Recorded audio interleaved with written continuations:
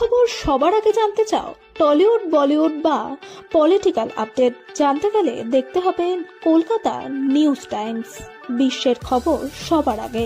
নমস্কার, আমি ইন্দ্রনীল আর আমি এখন আছি বেহালার একটা নাম করা ক্যাফে। সেই ক্যাফে বলবো না, খুব ভালো রেস্টুরেন্ট বলতে পারি। নামটা পরে বলি। ফার্স্ট আমার পাশে যে গেস্ট, অ্যাকচুয়ালি গেস্ট আমার খুব ভালো বন্ধু, বন্ধু ভাই দুটোই বলতে পারি। তো ফার্স্ট অফ অল দীপন। দীপন মানেই এখন আমি সব জায়গায় বেহালা মানে দীপন দেখছি সব জায়গা। তো ফার্স্ট অফ অল দীপন, কেমন আছো? সো বেটার আছি, আগের থেকে বেটার আছি, এটুকুই বলবো। মানে হয় না যে সবসময় বলা যায় না সব থেকে ভালো আছি, এটা আমাদের বলাই যায় না, কারণ হচ্ছে আপস অ্যান্ড ডাউনস লাইফে চলে। এখন একটু ডাউনসের মধ্যে ছিলাম, আস্তে আস্তে রাইজিং হচ্ছি, তো এটাই। তো দেখুন, আরেকটা কথা আমি কোশ্চেন করবো। তোমার সাথে আমার আই থিঙ্ক 2023 থেকে রিলেশন চলছে, ভালো একটা মর্নিং। এখন রিসেন্টলি তুমি অনেক জায়গায় যাচ্ছ, কাজ করছো। স্পেশালি যদি বলি, এখন সব জায়গায় তোমাকে নিয়ে একটাই, স্পেশালি অনেকজন এমন আছে যারা ডিমান্ড করছিল আমি দীপনকে বিগ বসে দেখবো। কেন আমি বলছি কেন, দীপন কেন এই মাইন্ডটা সবার মাথায় কেন কি দীপন এখন বিগ বসে দেখবো? I think so I am very না ইউনিক। ধরলেও চলবে, আমি ধরে নিচ্ছি। I think so I am very unique, যেটা মানে আমাকে অনেকজন বলতে পারে যে আমি খুব অহংকারে বলছি, but I think so I am very unique and আমি খুব চার্মিং আছি। পার্সোনালিটিটা আমার প্রচণ্ড বিগ বসের জন্য পারফেক্ট, কারণ বিগ বসে সবাই দেখেছি কলেশ করছে, সবাই ঝগড়া করে, কিন্তু আমার মাইন্ডসেট হচ্ছে আমি ম্যানিপুলেটও করবো, ডমিনেন্সও করবো, but in positive way, in a very sweet way. এবার সেটা দেখার জন্য আমাকে বিগ বসে যদি পাঠাও তাহলেই বুঝে যাবে যে কেন আমি নিজেকে বলি, বা আমাকে অনেকজনই বলে you are a big boss material.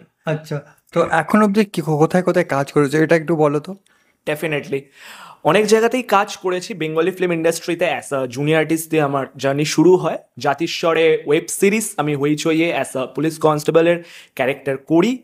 তারপরে বেসিক্যালি অনেক স্ট্রাগল চলছে, অডিশনস দিয়েছি রিয়েলিটি শোসে, এফএফএস, এমটিভি রোডিস, এগুলোতে আমি চান্স পাইনি, বাট এই যে নিজের বেস্ট দিয়েছি। ইভেন এমটিভি রোডিস আমার জিও হটস্টারে আমার মানে রোডিসের জিডি আজ হচ্ছে 16th October, 15th of October 2024 চণ্ডীগড়ে আমি অডিশন দিয়েছি, আর দিল্লিতে দিয়েছিলাম। দিল্লিরটা আসেনি, আমি রিলিজ হয়নি, তো চণ্ডীগড়ে গেছিলাম। তো আরও কাজ বলতে গেলে আমি অনেক রকম কাজ করেছি। As a model ramp work করেছি 2022-এ। মানে ব্যাপারটা হচ্ছে আমার পার্সোনালিটিটা ওভারঅল মিডিয়ার মধ্যেই থাকে, মানে নয় অ্যাক্টর, নয় মডেল, নয় সোশ্যাল মিডিয়া ইনফ্লুয়েন্সার, মানে তিনটেই এখন সবাই হয়ে গেছে অ্যাকচুয়ালি। বেসিক্যালি এখন সবাই মিডিয়া মধ্যেই থাকছে, ওটাকে আমরা মানে কল, হ্যাঁ টার্মটা আমি কি বলবো আমি বুঝতে পারি না, বাট সবাই না এখন অ্যাক্টর, মডেল, ইনফ্লুয়েন্সার সবাই। মানে যে মডেল, যে র্যাম্প ওয়ার্ক করছে সেও দেখছি অ্যাক্টিং করছে, আবার সেই ইনফ্লুয়েন্সিং করছে। আচ্ছা, আমি রডিউস নিয়ে যদি কথা বলি, আমরা সবাই জানি এখন দীপনের একটাই অনেকজন বলে দীপন মানে রডিস এখন অনেক কাজ করছে, আপকামিং প্ল্যানস হচ্ছে। এই যে জার্নি, ওখানে গিয়েছিলে, ওখানে কি চণ্ডীগড়ে কি কি রুলস অ্যান্ড রেগুলেশন, ওটা নিয়ে একটু আমাকে বলো আগে। MTV Roadies is basically a dream show for me, মানে এটা মিথ্যে বলা হবে না। ফ্রম ক্লাস 6 to 7 থেকে আমি রুডিস, এমটিভি স্প্লিটসভিলা দেখতাম, আর স্পেশালি লুকিয়ে। মানে আমি এতটাই ভীতু ছিলাম 6-7-এ, মানে আমার পার্সোনালিটি এতটাই, মানে সবসময় ভয় পেতাম, সব কিছুতেই ভয় পেতাম। তেমন বাড়িতে মম ড্যাডকেও প্রচণ্ড ভয় পেতাম। কেন, মম ড্যাডরা কিন্তু স্ট্রিক্টই নয়, আমার মম ড্যাড বেসিক্যালি স্ট্রিক্ট না, খুব ফ্রেন্ডলি, বাট স্টিল হয় না যে কোথাও না কোথাও মনে হতো না এগুলো এখন বলা যাবে না, এখন শুধু পড়াশোনাই করতে হবে। তো আমি এইসব শোগুলো দেখতাম, চুপচাপ থাকতাম। কিন্তু বেসিক্যালি কি হলো, লাস্ট ইয়ারে রোডিস কর্মিয়া কাণ্ড আসে, ঠিক আছে। এবার সেই রোডিস কর্মিয়া কাণ্ডে একটা পার্সোনালিটি গেছিলো, দিগ্বিজয় সিং রাঠি, আমরা সবাই চেনো, এখন অনেক বড় সেলিব্রিটিস, বাট সেই টাইমে না সেও স্ট্রাগলার ছিল। তো বেসিক্যালি আমি তাকে দেখে খুব ইন্সপায়ার্ড হয়েছিলাম, মানে আই নো হিম অ্যাকচুয়ালি। আমরা একটা সেম হোয়াটসঅ্যাপ গ্রুপে ছিলাম, তাহলে একটু স্টোরিটা বলি। এবারে এখানে কোনো নেপো ফেপোর কিছু না, ডাইরেক্ট আমি চিন্তা না তাকে। কিন্তু কি হতো, আমি রোডিসে ভেবেছিলাম যে আমি যাবো, আমি 2023-এ রোডিসে ভেবেছিলাম যাবো, মানে কর্মিয়া কাণ্ড। কিন্তু আমি বাড়িতে কনভিন্স করতে পারিনি। আমি ভেবেছিলাম না দিল্লি যাবো, না পুনে যাবো, না চণ্ডীগড় যাবো, না ইন্দোর যাবো। তো বেসিক্যালি আমার বাড়িতে সে হয়নি, কিন্তু আমি গ্রুপে ছিলাম, ইনস্টাগ্রাম থেকে একটা হোয়াটসঅ্যাপ গ্রুপ বানিয়েছিল সবাই মিলে, তো সেখানে দিগ্বিজয় সিং রাঠিও ছিল। তো যাই হোক, তারপরে সিলেকশন হলো, তারপরে আমি দেখলাম টিভিতে PI and all of that. তো আমি ভাবলাম না আর থেমে থাকা যাবে না, নেক্সট ইয়ার আমাকে যেতে হবে। সেই মাইন্ডসেট নিয়েই কন্টিনিউয়াসলি নিজের ওপর ওয়ার্কআউট করা, even different variation of technique শেখা, মানে পুশ আপসের, স্কোয়াটসের অ্যান্ড অল অফ দ্যাট। তারপরে না বাড়িতে বলেই দিলাম। আমার মনে হয় ডেটটা হচ্ছে 12th September 2024, যখন রোডিসের প্রোমোটা এলো, ডাবল ক্রস, মানে ওই ফিলিংটা। বাট আমি জাস্ট ড্যাড মমকে বললাম যে আমি একা যাব দিল্লি অ্যান্ড চণ্ডীগড়, যদি চণ্ডীগড়ে না হয় আমি হায়দ্রাবাদ চলে যাবো। বাট দেখো, আমি বিলিভ করি গড প্ল্যান। দিল্লি আর চণ্ডীগড় আমার কপালে লেখা ছিল, যেটি আমি দিয়েছি। দিল্লিতে একেবারে নার্ভাস হয়ে গেছিলাম, আমার এই পার্সোনালিটি ছিলই না, একেবারে থরথর করে কেঁপেছি। জিও হটস্টারও আমার অডিশন আসেনি। কিন্তু চণ্ডীগড়ে বেসিক্যালি আমি বলতে পারি আমার রাস্তায় সবার আগে, মানে লাইন যখন হয়েছে না, রাস্তাতেই ডাইরেক্টলি রোডিসের টিম চলে এসেছে আমাকে যে স্পট করার জন্য, যে ইয়ে বান্দা ফাড় দেগা, মানে হয় না সবাই মিলে আমাকে বলছে ভাই আপ তো ফাড় দোগে এরকম। কিন্তু আমি ভেতরে গিয়ে একটু হলেও নার্ভাস ছিলাম, আমি মিথ্যা কথা বলবো না, কারণ আমি যেহেতু first time, but still I gave my best. Jio হটস্টারে তোমরা দেখতে পারো, অনেক ভুল আছে আমার, বাট আমি আমার ফিজিক্যাল জায়গা দিয়ে খুব বেস্ট দিয়েছি। কিছু জায়গা হয়তো আরও দিতে পারতাম, সবাই তালিও মেরেছে। ইভেন আমাকে ম্যাম না অনেক টাইম দিয়েছে, মডারেটার যে ম্যাম হয় তার কি দরকার ছিল, সে আমাকে চেনে না জানে না, আমাকে এতটা টাইম দিয়েছে, বলছে তুমি ট্যালেন্ট দেখাও, সমস্ত ট্যালেন্ট দেখাও। তো মানে এটা একটা আলাদা ব্যাপার, grateful and blessed. I think so, যাই হয় না বেটার কিছু হয়। আচ্ছা, তো ওই স্ট্রাগল, আমাকে একটা কথা বল, এর মধ্যে তো পলিটিক্স চলে ভেতরে, তো ওটা নিয়ে একটু শুনি আমি। আমার অলওয়েজই মনে হয় কি বলতো, লাইফটাই পলিটিক্স। মানে খারাপ লাগলেও কি হয়, মানে আমার কাছে আমার মনে হয় আমি না খুব একটা পলিটিক্যাল মাইন্ডসেটের মধ্যে থাকি না। মানে এটাও বলা ভুল, থাকি না। দেখো ভেতর আমার ইচ্ছা হয় যে আমিও প্রাইম মিনিস্টার হই, চিফ মিনিস্টার হই, গোটা দেশ আমার কথা শুনুক বা গোটা দুনিয়া আমার কথা শুনুক, নেতাগিরি সবার ইচ্ছা হয়। এটা মিথ্যে কথা যে আমি বলতেই পারবো ওটা যে আমার ইচ্ছা হয় না। আমার অবভিয়াসলি দেখো কার না ডমিনেট করতে ইচ্ছা হয়, মনেই হয় না যে হ্যাঁ আমার কথাই শুনবে, Dipan is the best, east or west Dipan is the best. But এটা একটা জাস্ট রিয়েলিটি তো হয় না, ইমাজিনেশনের মধ্যে থাকে। তো দেখো পলিটিক্সের শিকার আমি হইনি রোডিসে, এটুকু মিথ্যে কথা বলবো না। মানে আমার সাথে কোনো পলিটিক্স কিছু হয়নি, উল্টে আমার মনে হয়েছে যে আমার সাথে যারা ছিল তারা ফিল করেছে যে আমি হয়তো এমটিভির কোনো কিডস বা নেপো কিডস, বা আমি প্রিন্স নারুলার ইভেন রিলেটিভস, এরকম লোকে একটা ভেবে ফেলেছে, বা দিগ্বিজয়ের খুব ভালো ফ্রেন্ড, দিগ্বিজয়ের রিলেটিভস, এরকম কিচ্ছু নয়। কিন্তু আমি নর্মাল একটা মানুষ গেছিলাম, বাট আমার মনে হয় আমি খুব ইউনিক ছিলাম। আমি আগেই বললাম আমি প্রচণ্ড ইউনিক ছিলাম, মানে সব রকম কথাটাই অন্যরকমভাবে বলছিলাম। যেভাবে কথা আমি প্রথমে বলেছি হ্যালো, মানে নিজেরা দেখেই নিও যে জিও হটস্টারে আমি বলেছি my name is fashionable Awara, এরকম কে বলে, তুমি তোমার নাম বলবে দীপন চ্যাটার্জি, কেউ বলবে সৌগত বিশ্বাস, আমি নিজেই বলেছি I am a fashionable Awara. তো হু ইজ ফ্যাশনেবল আওয়ারা, সেটাই মডারেটর জিজ্ঞাসা হচ্ছে। তো আমার বাই দ্য ওয়ে আমার ইনস্টাগ্রাম আর ফেসবুকে ফ্যাশনেবল আওয়ারা, তোমরা ফলো করো, সার্চ করো, আমাকে সাপোর্ট করে দিও। নিজেকে কী করে প্রমোট করতে হয় আপনি দেখতেই পারছেন। যেই হোক, তো হ্যাঁ, ভেতরে কী কী মানে ভেতরে কী চলে অ্যাকচুয়ালি? আমি বলছি দেখো বেসিক্যালি স্ক্রিপ্টেড শো নয়। স্পেশালি আমার যদি এক্সপিরিয়েন্স বলো দিল্লি, চণ্ডীগড়, জিডিতে, আমার একটু আমি তাহলে একটু বলি ভালো করে, লাইন লাগাতে হয়। আমার মনে হয় না উই অল আর রোডিস, যারাই গেছিলো সবাই রোডি ভাই, কারণ এতটা স্ট্রাগল করে যেতে হয়। মানে কি বলবো, পপুলেশন মানে 2 লাখ থেকে 2.5 লাখ, 2.5 লক্ষ থেকে 3 লক্ষ, তারও ওপরে মনে হয় 4 থেকে 5 লক্ষ ছেলে মেয়ে শুধু লাইনে দাঁড়িয়ে, আর আমাদের খালি ফাইট করে যেতে হয় সবার সাথে, মানে এ করে আমরা করেছি। আমি ওখানে দুটো গিয়ে বন্ধুও পেয়ে গেছি, থ্যাঙ্কস টু মনু অ্যান্ড মেরে ভাই। তো দ্য থিং ইজ দ্যাট ওরা একসাথে, আমরা মানে অডিশনটা দিইনি, আলাদা আলাদা জিডিতে গেছি, কিন্তু ওই লাইন লাগানোর সময় আমরা সবাই মিলে না, এটা মিথ্যা কথা বলবো না, লাইন প্রচুর জাম্প করেছি। মানে এইভাবে ঢুকে যাওয়া, ওইভাবে ঢুকে যাওয়া, দ্যাটস দ্য হাসেল ভাই, দ্যাটস দ্য ডাবল ক্রস। তো দেখো রোডিস ডাবল ক্রস ছিল, মানে ধোকে পে ধোকা। তো আমি মনে করি যে ধোকে পে ধোকা মানে আমি যদি এখান থেকেই স্টার্ট করি ধোকা দেওয়া, যারা লাইন লাগাচ্ছে তাদের মধ্যে থেকে একটু জাম্প ফাম্প করে ভাই চলে যা। মানে দেখো এটা খারাপ তো কিছু না, সবাই করে, দুর্গাপুজোর প্যান্ডেলেও লোক করে, যখন মনে খুব লাইট হয়েছে দূর ধাক্কা মেরে বেরিয়ে যায়। তো ওরকমই আমার পার্সোনালিটি ছিল, প্রচণ্ড বেরিয়ে গেছে। এবারে আমি একটা জিনিস বলি যে অনেকক্ষণ ওয়েট করতে হয়, এটা হচ্ছে ফ্যাক্ট। মানে আমার অডিশন হওয়ার কথা আমি ভেবেছিলাম 9টা থেকে 10টা, আমার অডিশন লিটারেলি হয়েছে দিল্লিতে একেবারে রাত্রির 9:30 না 10টায়, আর চণ্ডীগড় একটু হয়তো গ্রেটফুল অ্যান্ড ব্লেসড ছিলাম, 4:30টাতে হয়েছিল। এবারে দিগ্বিজয়ের যেখানে কথা বললাম, দিগ্বিজয়ের দুটো বন্ধু, আমি জানিও না, দেখো এটাই গড প্ল্যান, দুটো বন্ধু সেম জিডিতেই ছিল। মানে আমি কিভাবে জানবো, যশন আর সিদ্ধান্ত। তো ওরাও সিলেক্ট হয়নি যদিও, বাট আমি দেখলাম যে এখানে না পুরো সবাইকে চান্সটা দেওয়া হয়, যেটা আমার রোডিসের জন্য খুব খুব খুশি যে এমন একটা প্ল্যাটফর্ম যেখানে কোনো পলিটিক্স আই থিঙ্ক না খুব বাজে ওয়ার্ড হবে, কারণ ওখানে আমার মনে হয় নেপোটিজমটা চলে না।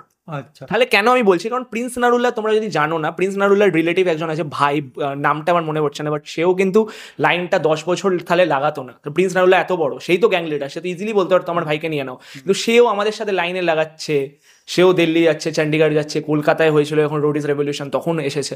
তো এটা কিছু একটা ব্যাপার আছে। আচ্ছা, তো এই যে তোমার ড্রিমটা, মানে আপকামিং যদি এটা নিয়ে তোমার ড্রিম আছে, তো অ্যাকচুয়ালি এটাতে হয় কি? Roadies is basically a reality show, একটা বিগ বসের মতোই আমি বলবো, সেমই জিনিস, সেম ফরম্যাট, শুধু ওখানে কম দিন থাকা, ওখানে জার্নিটা আলাদা, টাস্ক করতে হবে, যে আমি খুব একটা টাস্ক পার্সন, মানে আমি খুব স্পোর্টসের মধ্যে খুব, মানে মিডিয়ার মধ্যে কিন্তু আমার খুব গেমস খেলতে খুব ভালো লাগে। এই কথাবার্তা নেই, চলো এখন বোলিং প্র্যাকটিস, মানে বোলিং হয় না সাউথ সিটিতে বা যে কোনো জায়গাতে বোলিং হয়, বোলিং খেলি, আর্কেড গেমসের মধ্যে খুব ইন্টারেস্টেড আছি। তো রোডিসে বেসিক্যালি আর নিজের স্ট্রেংথ আছে, মানে ফিজিক্যাল স্ট্রেংথের সাথে মাইন্ড স্ট্রেংথ, আমার মধ্যে মনে হয় দুটো জিনিসই আছে, যতটা থাকার দরকার রোডিসের জন্য ততটা তো আছে। মানে হ্যাঁ, এবারে কিছু হেভি টাস্ক গেলো। আরেকটা সবথেকে মেন জিনিস হচ্ছে প্ল্যানিং প্লটিং, আমার খুব ফেভারিট। চুগলি করা আমার ফেভারিট, মিথ্যা তো বলবো না, ভাল লাগে। আরে এই হ্যাঁ, আরে একটু একটু কারোর ব্যাপারে চুগলি করতে খারাপ লাগে না, স্পেশালি হতেই পারে। স্পেশালি আর একটা জিনিস কি বলো তো, নিত্য কথা বলবো না, সেটা হচ্ছে একটু রোডিসে গেলে একটা কোনো লাভ অ্যাঙ্গেল যদি চালানো যায় অ্যান্ড অল অফ দ্যাট, এটা হয় না ভাবা যে হিরো, নিজেকে একটা হিরো দেখানো, তো চান্স পাওয়া যায়, এটা চান্স। দীপন একটা কথা বলো, এই যে তুমি চুগলি কে, তুমি আমাকে বলো তো কলকাতা নিউজ টাইমকে নিয়ে কতবার চুগলি করেছো? না, কলকাতা নিউজ না, ইন্দ্রনীল রায়কে নিয়ে চুগলি কাউকে করেছো? টু বি ভেরি অনেস্ট, আমি ভাই মিথ্যা কথা বলবো না, আমার না মাঝখানে ইন্দ্রর উপরে খুব রাগ হতো, মানে এটা খারাপ ব্যাপার না। আমরা মডেলিং এর শুটে গেছিলাম, এবারে আমি একটা, মানে আমার একটা ভালো বান্ধবী ছিল, অবভিয়াসলি তারও ভালো বান্ধবী ছিল, একটু আমার মানে আমি মিথ্যা কথা বলছি না, তুই যদি পডকাস্টটা শুনিস, আমার শ্রেয়া বলে একটি বান্ধবী ছিল, ভালো লাগতো তাকে, একটু একটা পজিটিভ আমি তখন ছিলাম, আমি কেন জানি না সেই ফেজে একটু, তখন একটু মনে হতো যে কি ছেলেটা ভাই কেন এরকম করছে, বাট খারাপ না, আমি সবসময় জানা দিল থেকে খুব ভালো, মানে হার্টের খুব ভালো, একটু একটু হিরোগিরি দেখায়, এই আর কি, সবারই হিরোগিরি দেখাতে পছন্দ হয়, কার না পছন্দ। আমি একটু বেশি দেখাচ্ছিলাম না ওই টাইমে, এই আর কি। বাট দেখো, এটাই এত ভালো ফ্রেন্ড তারপর থেকেই, তো আমি মনে করি না গড প্ল্যান, সবই গড প্ল্যান। তো দেখুন, আপকামিং কি প্ল্যান থাকছে তাহলে তোমার?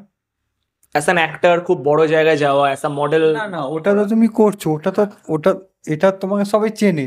না, আমাকে এখনো ওরকম ভাবে না, একদম নয়, চেনে, বাট মেনলি একটা হয় নাকি, কিছু এমন জিনিস যেটা কেউ এখন জানে না, হয়তো মা বাবাও জানে না, বাট তুমি প্ল্যান করে রেখেছো, যেটা কলকাতা নিউজ টাইমে আজকে বেরিয়ে যাবে। না না, অবশ্যই অবশ্যই। দেখো ব্যাপারটা কি বলো তো, মানে আমি না চাই দেশটাই একটা বদলাতে, মানে এটা আমার কেন ওই রকম না, আমি চাই কাজের থেকে মাধ্যমে বদলা। মানে আমার ধরো ইচ্ছা আছে নিজস্ব একটা ছোট প্রোডাকশন হাউস খোলা, এক্সাম্পল বলছি, সেখানে না আমি চাই ওপেন মাইন্ডেড সোসাইটির ওপরে কন্টেন্ট বানানো। এই যে সবসময় বলে না কথায় খালি নোংরামি, ধরো একটা এক্সাম্পল দিচ্ছি, ক্যাসিনোয় যাওয়া, এটা কি আদেও খারাপ? ক্যাসিনো কি খুবই খারাপ প্লেস? মানে সেসব নিয়ে একটা কিছু মুভিজ বানানো, এই যে বোল্ড শুটস বলো, মানে দ্যাটস দ্য রোম্যান্টিক শুটস আমাদের সবারই দেখতে ভালো লাগে। যেমন আমি ইমরান হাশমির বিগেস্ট ফ্যান, মানে আমার বিগেস্ট ফ্যান আমি বলবো না ওইভাবে, না আমার থেকেও বড় ফ্যান নেই না, আই লাভ হিম। ভাই শাহরুখ খান তো অবভিয়াসলি আছে, SRK sir is my idol, but ওই ইমরান হাশমি ওরাটা একটা আলাদা, মানে একটা ডায়লগ আছে না, আখ্যা বলিউড এক তরফ আর ইমরান হাশমি স্যার এক তরফ, অবভিয়াসলি আমি স্যার ইউজ করবো কারণ আমার কাছে সে স্যার। তো সেটাই, এবারে এই জিনিসগুলো না খারাপ লাগে না, স্পেশালি রোম্যান্সে বলো, তারপরে এই যে একটু ড্রিঙ্কস বাগেরা সবাই, আমি কিন্তু ড্রিঙ্কস করি না, আমি কিন্তু নন ড্রিঙ্কার একেবারে বলছি, কিন্তু আমার তাও ভালো লাগে এই বন্ধুরা এসে ড্রিঙ্কিং করবে, মস্তি করবো, এনজয় করবো, পার্টি করবো। আমি খাই না, কিন্তু কেন জানি না ভগবান এরম দিয়েছে, লোককে খাওয়াতে খুব ভালোবাসি, নিয়ে ভাই এনজয়, পিনে কি তামান্না, নিজে খাবো না, তাহলে এটাও আমাকে লোক বলে। দেখুন, এই যে আজকে পার্টিটা হলো, আজকে পার্টিটা কে তুমি খাওয়াচ্ছ? অবশ্যই আমার তরফ থেকেই চলে।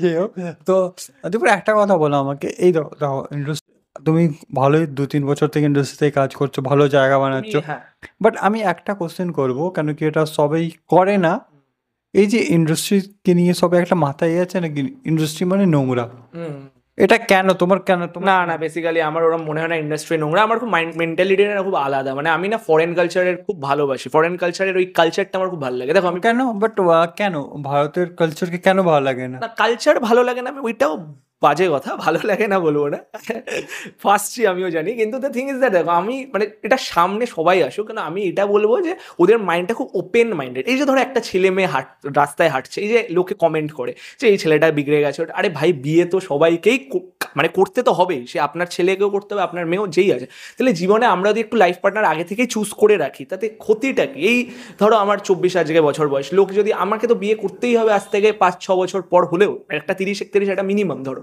তারপরেও মানুষ করে, সেটা বলছি না, কিন্তু তাহলে আগে থেকে যদি একটু আমরা মিশি, একটু ঘুরি, তো এতে মাইন্ড মেন্টালিটিটা খুব খারাপ হচ্ছে। প্রবলেমটা কি এবার বলছি। আর হ্যাঁ, আর একটা যে টপিকটা আমি মানে মিস করেছি, বাট ইন্ডাস্ট্রি যে নোংরা কথাটা, এখান থেকে আমি বলি। তো এখানে ইন্ডাস্ট্রিতে কী হয়, একটু সবাই পার্টি করে, একটু সবাই এনজয় করে, একটু নয় শর্ট ড্রেস, তোমাদের কথা শর্ট ড্রেস পরে, কিন্তু কেউ তো কিছু নোংরামি, আমার মনে হয় না নোংরামিটাকে আমি খুব এরকম মনে করি যে আমি কাউকে টিকতে দেবো না, সেটাকে বলে নোংরামি। হ্যাঁ হয়, সেটাও হয় যে আমি কাউকে টিকতে দেবো না, আমার পার্সোনাল ওপরে দুশমন। আমি জানি না কজন আমার মতো আছে, কিন্তু আমি নিজে মনে করি যে আমি কাউকে না হার্ট করি না, এটা আমার মধ্যে সবথেকে বেস্ট কোয়ালিটি। আমি কাউকে কখনো এরকম ছোটোই করবো না, আমি বরঞ্চ তোমাকে আপলিফট করবো।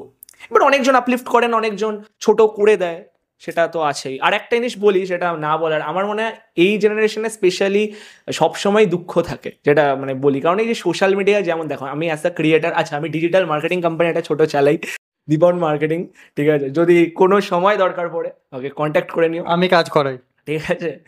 তো অবভিয়াসলি তো এবার আমি বলি, এবার এবার আমি দুঃখর ব্যাপারটা ভালো করে বলি, তাহলে খুব লাগে যে এখন না সোশ্যাল মিডিয়া, এই যে যেখান থেকে আমি আর্নিং করছি আমি সেখানেই বলছি, কিন্তু সেই জায়গাটার জন্য না ডিপ্রেশন, ফ্রাস্ট্রেশন বাড়ছে। তাহলে নোংরামিটা আমি এখানেই বলছি, এগুলোই নোংরামির কিন্তু ব্যাপার লাগছে। নোংরামি নয়, এগুলো কিন্তু মানুষের মেন্টালিটি, তো নোংরামি কিছু না। আমি এক্সাম্পল দিচ্ছি, ধর একটা আমরা পোস্ট, আমিও সবসময় ইন্দ্রনীলকে লাইক হয় না, ইন্দ্রনীলও আমাকে লাইক হয় না, কিন্তু সেটা নিয়ে আমরা ওভার থিঙ্কিংয়ে যাই। আচ্ছা এ কেন লাইক করলো না, এ কেন আমার কমেন্ট করলো না, এ কেন শেয়ার করলো না, এ কেন পোস্টে আমায় ট্যাগ করলো না, স্টোরিতে কেন ট্যাগ করলো না।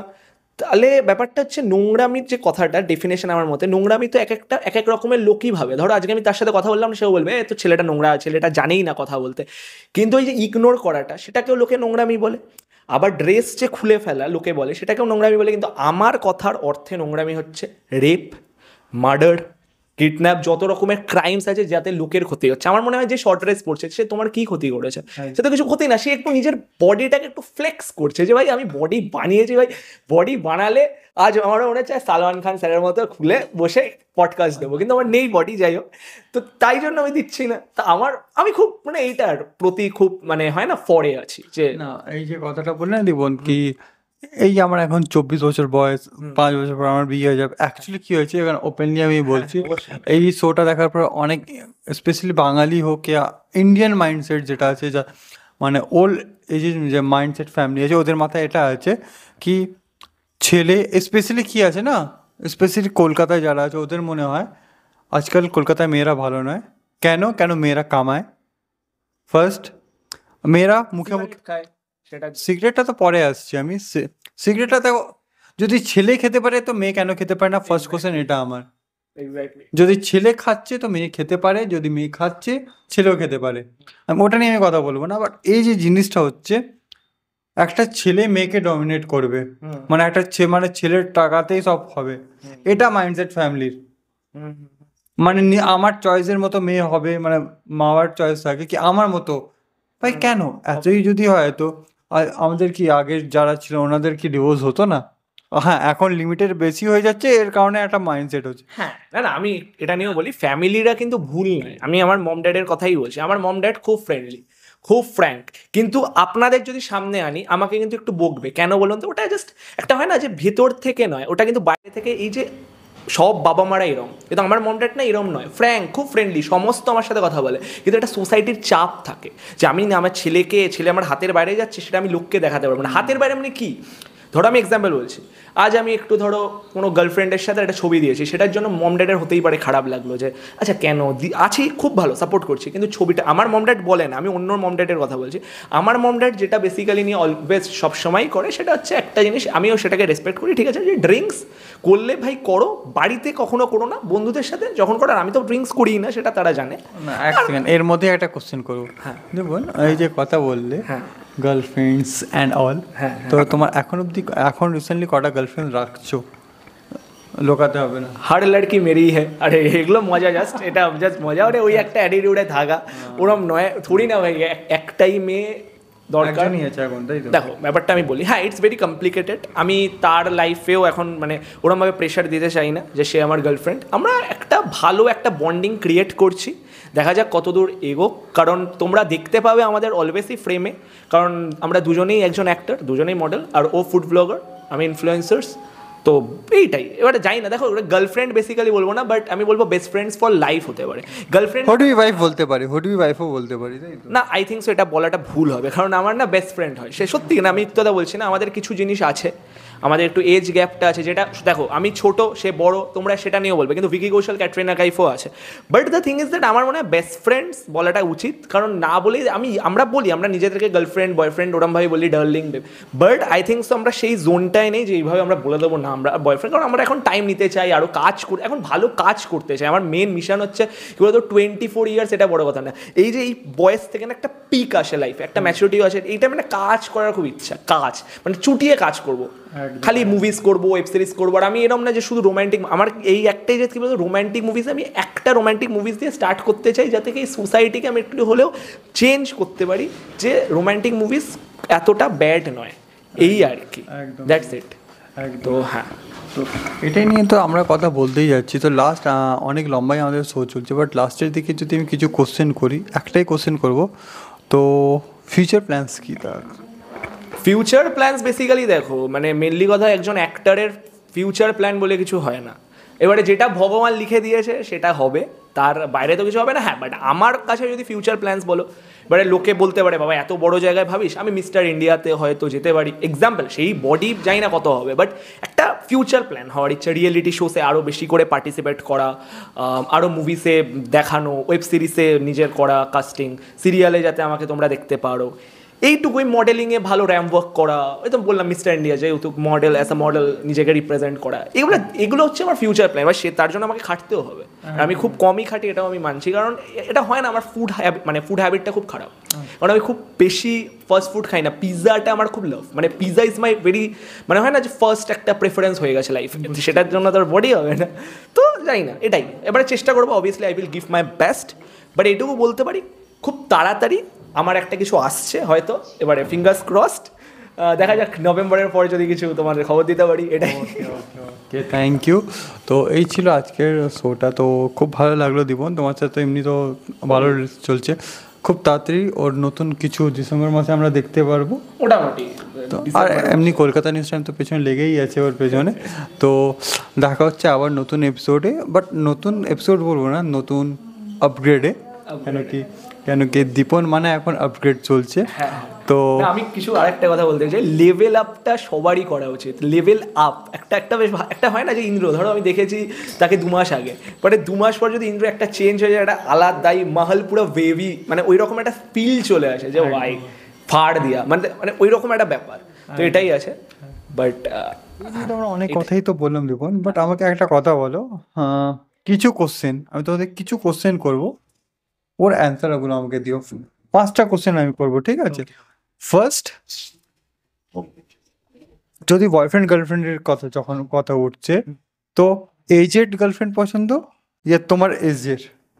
না, senior girlfriends are always the best, এটা আমার থিওরি। ওয়াই?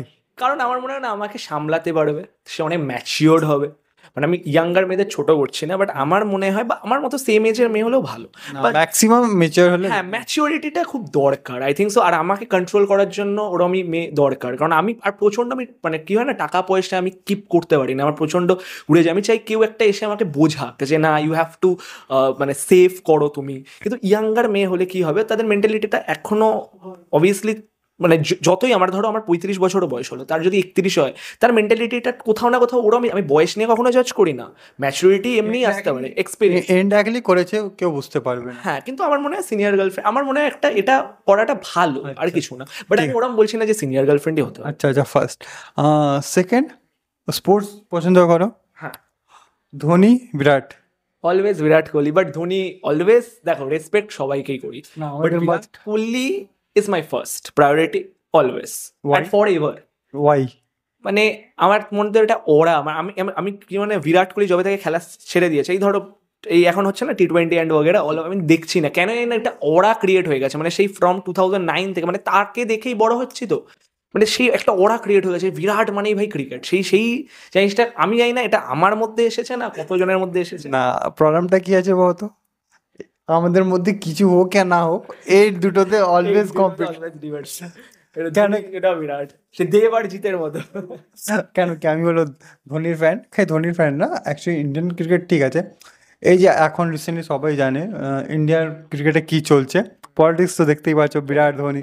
আমি কি বললাম যে পলিটিক্সটা আমাদের লাইফের সাথে রিলেটেড। আমি আচ্ছা তোমাকে একটা এক্সাম্পল দিচ্ছি, নিজেই বলছি। সেটা হচ্ছে আমাদের রিলেটিভের মধ্যে বলো বা ফ্রেন্ডসদের মধ্যেই বলো, রিলেটিভরা খারাপ ভেবো না, আমার রিলেটিভরা যথেষ্ট ভালো, আমি সেটা বলছি না। কিন্তু দ্য থিং ইজ দ্যাট সব জায়গাতেই তো পলিটিক্স চলছে। আমি বেশি উঠে যাচ্ছে, আমি নিতে পারছি না, আমাকে তাকে দাবাতে হবে, এই জায়গাটা তো চলছেই। তাহলে আমার মনে হয় শুধু স্পোর্টস না, লাইফটাই পলিটিক্স। আমাদের রোজই মেন্টাল স্ট্রং থাকতে হয় যে স্টে স্ট্রং ভাই, স্টে স্ট্রং। কিন্তু আমরা রোজ ভাঙি কোনো না কোনো জায়গাতে। আর এখন তো ভাঙছি, এখন তো ফেসবুক আর ইনস্টাগ্রাম হচ্ছে ভাঙার রাস্তা। যে একটা বাইক কিনে ফেললো আমার মতো, এই যে আমি কেন কিনলাম না, সেই নিয়েই আমাদের ডিপ্রেশন, সেই নিয়েই আমাদের মানে রাগারাগি মারামারি এরকমই হয়ে যায়। একটা নিজের মেন্টালিটি হয়, তবে সবার কেউ তুমি ডিনাই অবধি করতে পারবে না। একদম একদম যে ও রিলস বানাচ্ছে, আমি কেন রিলস বানাবো না, ও ফটো পোস্ট করছে, আমি কেন পোস্ট করবো, মানে এটা একটা হয়েই গেছে। আচ্ছা, থার্ড যদি কোশ্চেন করি, সোশ্যাল মিডিয়া হ্যাঁ বা ওয়ার্ক, হ্যাঁ, এই দুটোর মধ্যে কোনটাকে বেশি ইম্পর্টেন্স তুমি দাও? কেন কি ওয়ার্কস আলাদা একটা লেভেলে যাচ্ছে, আর সোশ্যাল মিডিয়াও একটা ওয়ার্ক, বাট এই দুটো আলাদা আলাদা। Very good question. দেখো এবার ব্যাপারটা হচ্ছে, আমি এটা একটু এক্সপ্লেন করি। আমি যেমন বললাম, আমি একজন স্ট্রাগলিং অ্যাক্টর, মডেল, ইনফ্লুয়েন্সার, কিন্তু ব্যাপারটা হচ্ছে আমি ডিজিটাল মার্কেটিং কোম্পানি রান করছি। দেখো ওটা আমার ফর মাই সার্ভাইভাল। তুমিও জানো নিজের ইন্ডাস্ট্রিতে কত টাকা কামাবো, পেড হবে না কি হবে, আমরা প্যাশনের জন্য কাজটা করি। অনেক সময় অনেক কিছুই হয়, সেগুলো বলা আই থিঙ্ক উচিত না। দেখো সেরকমভাবে জাজ করা উচিত না। অনেক সময় টাকা পাওয়া যায়, অনেক সময় কাজ করে টাকা পাওয়া যায় না, এখন এগুলো সবাই জেনে গেছে। যাই হোক, but I think digital marketing company আমি চালাই, তো ওয়ার্কের সাথেই তো সোশ্যাল মিডিয়াটা পুরো রিলেটেড। মানে আমি এখানে বলতে পারবো না সোশ্যাল মিডিয়া আমার কাছে দরকার নেই, কারণ সোশ্যাল না, মিডিয়া আমি চয়েস করতে বলেছি। না, মানে I always prefer social media, কারণ আমার ওয়ার্কটাই তো সোশ্যাল মিডিয়া। আচ্ছা আচ্ছা আচ্ছা। আমি তো আর অফিস করছি না, আমার তো ওটাই মানে কাজ, একদম। Influencer marketing basically. একটা কথাও দিব না, একটা কোশ্চেন করবো। এই কোশ্চেনটা আমরা ছোট ছোট, হ্যাঁ। মম বা ড্যাড? না না, অলওয়েজ এটাতে খারাপ হওয়ার কিছু নেই। কি বলো তো, ব্যাপারটা যে মমের মধ্যে না একটা স্পেশাল প্লেস সব সময় থাকে। ড্যাড ড্যাড হয়তো আমাকে বেশি বকে না, কিন্তু মম আমাকে প্রচণ্ড বকে, প্রচণ্ড শাসন করে। বাট হ্যাঁ, একটা মমই তো এনেছে পৃথিবীতে। ড্যাডকে কি ভালোবাসি না? অবভিয়াসলি ড্যাডকেও ভালোবাসি।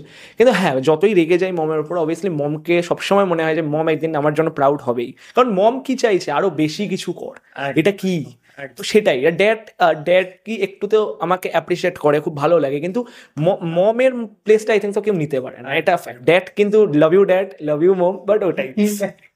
যে ঠিক আছে, ফোর্থের দিকে যদি কোশ্চেন করি, হ্যাঁ। ফাস্টফুড, আমি শুনেছি তুমি খুব ফাস্টফুড খাচ্ছ, বাট এখন জিমও করছো, তো ফাস্টফুড কত পছন্দ করছো, আর হোমমেড খাবারটা বেশি কাকে পছন্দ করছো বেশি? কি বেসিক্যালি বাঙালি তো আমরা, হোমমেড ফুড তুমি বলো না কি হয় আমাদের হোমমেড ফুড মানে বলতে গেলে কি, আমাদের না খাওয়ারের স্টাইলটা আমার খুব খারাপ লাগে।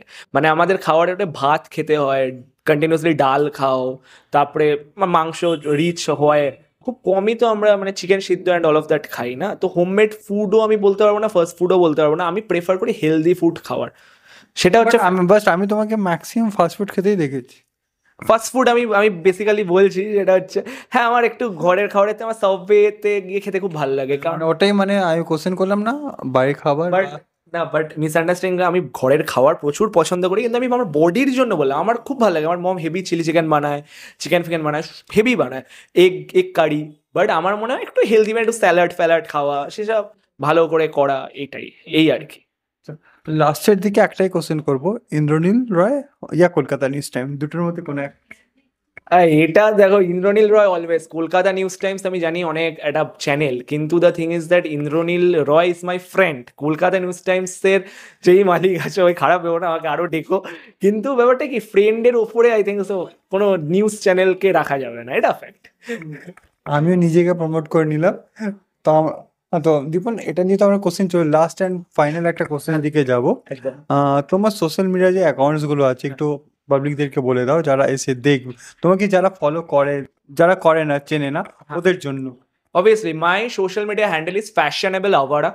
এটাই আমার সমস্ত জায়গায়, ইনস্টাগ্রামে, ফেসবুকে, ইউটিউবে, সমস্ত জায়গায় পেয়ে যাবেন। প্লিজ কাইন্ডলি ফলো করে নেবেন, লাইক করে দেবেন, শেয়ার, কমেন্ট অ্যান্ড সেভ করবেন। অনেক ভালো ভালো কন্টেন্ট আসবে in the upcoming days, and ইন্দ্রনীলের সাথে আরও অনেক ভালো ভালো পডকাস্টে দেখতে পারবেন। ইন্টারভিউ অবভিয়াসলি, যেটাকে ইন্টারভিউ আমি বলবো, পডকাস্ট আমি কোনো জ্ঞানী ব্যক্তি নয় যে আমি পডকাস্ট বলবো নিজে।